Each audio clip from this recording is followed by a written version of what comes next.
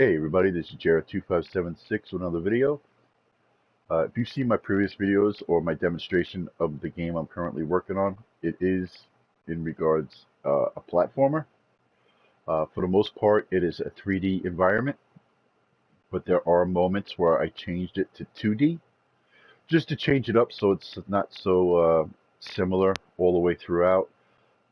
This way you can travel and walk around and do things, but then at certain points, like here, it becomes 2D. I actually had a few people ask me how I was able to do this, so I figured I'd do a quick little video on it. So this is one of the 2D areas that I have implemented into my game. I have it set up with a trigger zone. The trigger zone covers the whole duration of how long I want the 2D movement.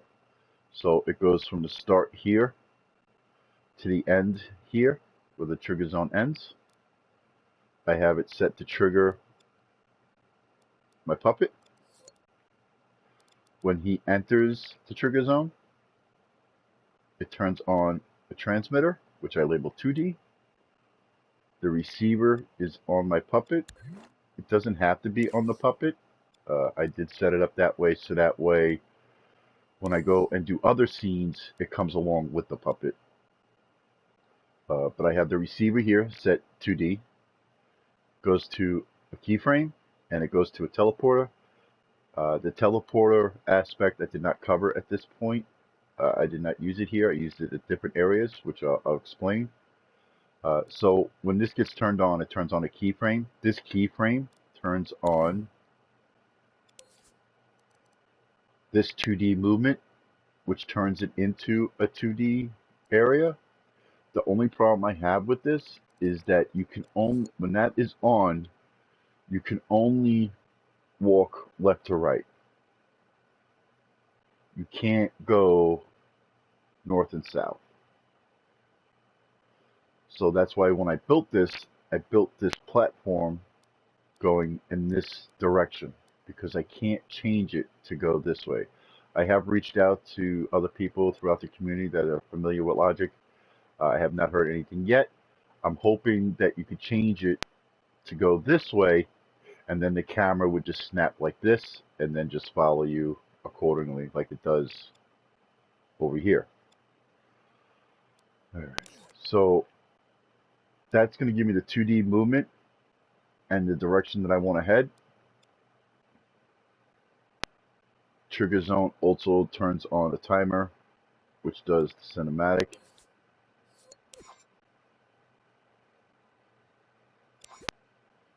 I have another timer that turns this keyframe on. This keyframe makes all of this and the trees invisible. Now, I made them invisible because originally when I'm a puppet and I was going this way and it would convert to 2D, I would see this because all this stuff is in the way. But at the same time, if I'm over here, like where my puppet is now, I want it to appear that there is something there. I don't want it to be just empty space. So that's why I made it so it turns invisible. But it only turns invisible when I'm already in the 2D movement zone and during the cinematic, so you don't notice it during the cinematic. And then when I'm in 2D and I can only go this way, the camera will be like this, so you won't see this wall. So that gives you the illusion that it's still there, but you don't see it.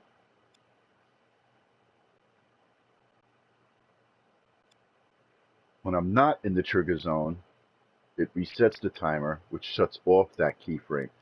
So that's why when I'm not in 2D movement, the wall's there. When I am in 2D movement, it's not there. And then when I get to the other end and I'm out again, if I turn around, this wall will be here again. So that way, like I said, it always gives you the illusion that it's there, even though it's not when you're in 2D movement.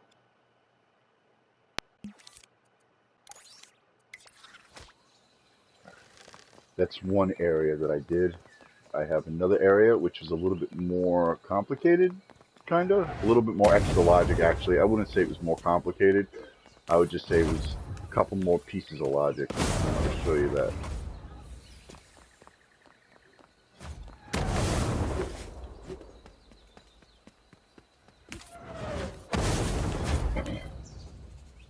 So this is the next part. So what happens is I enter the zone. I have a cinematic. And now I'm in 2D movement. Now the difference here, I have the trigger zone just like before. It's wired to the 2D transmitter just like the other area.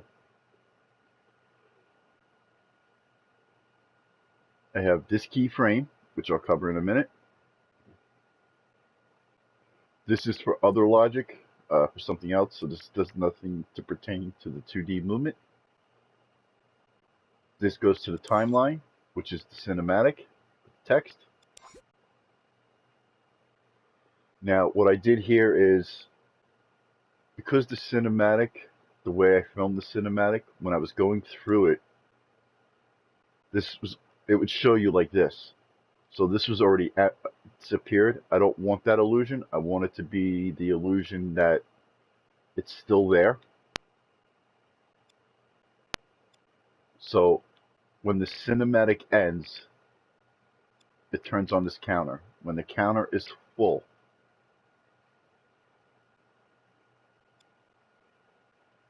this trigger zone activates this timer. This timer pulses on my tag, which is to do with the transporter, the teleporter. But when this is full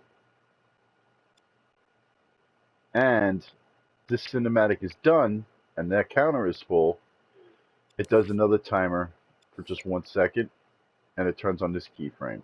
This keyframe is the one that makes it disappear. So that way it doesn't disappear during the timeline. It only disappears when I'm in 2D movement and the timeline has finished. That's what this one's for.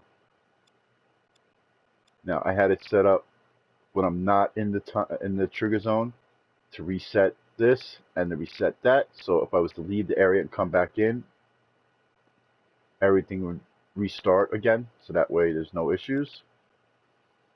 Same thing with this timer. When I'm not in the trigger zone, it resets it.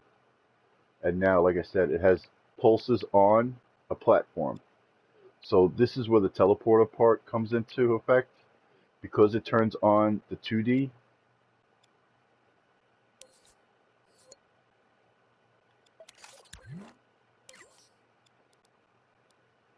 it turns on the teleporter. The teleporter turns on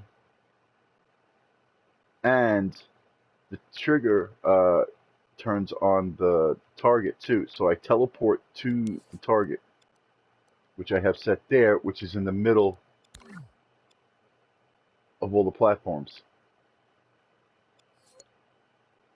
What this does is, so when I come this way, if my character was standing over here and it went right into 2D movement, since I can't move this way, when I go to move that way, I'm just going to fall down and die.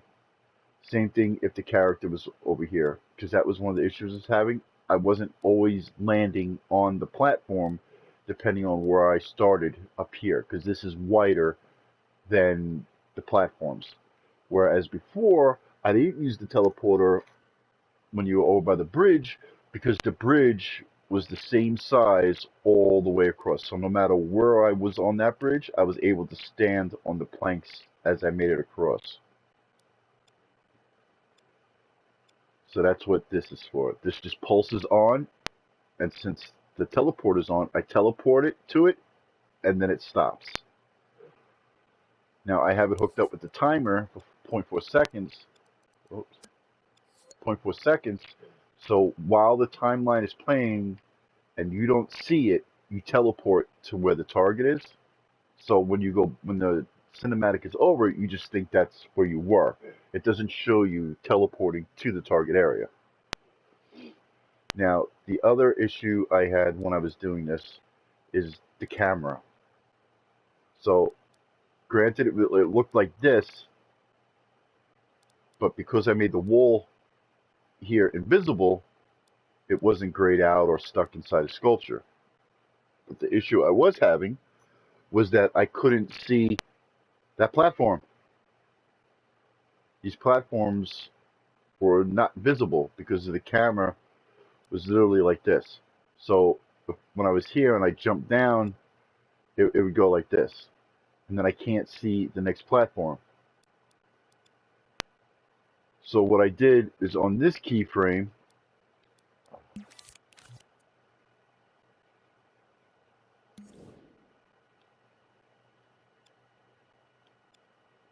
I went into the public logic, the controller. In here, I set that keyframe to change the camera height, the distance, and a little bit of a tilt, and the field of view. So that way I'm able to see the upcoming platforms to jump onto.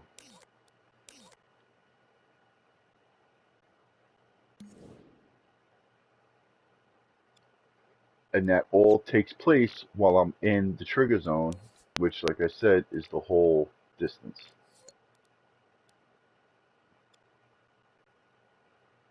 So this sets the camera, this does the cinematic, this turns on the target, so that way I can teleport, so that way I'm in the center.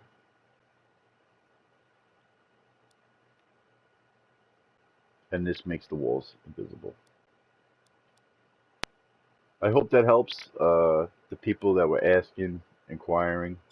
I hope that helps with you making whatever project that you're working on and understanding the 2D platformer or how to change from a 3D into a 2D. Thanks for watching. Have a good day.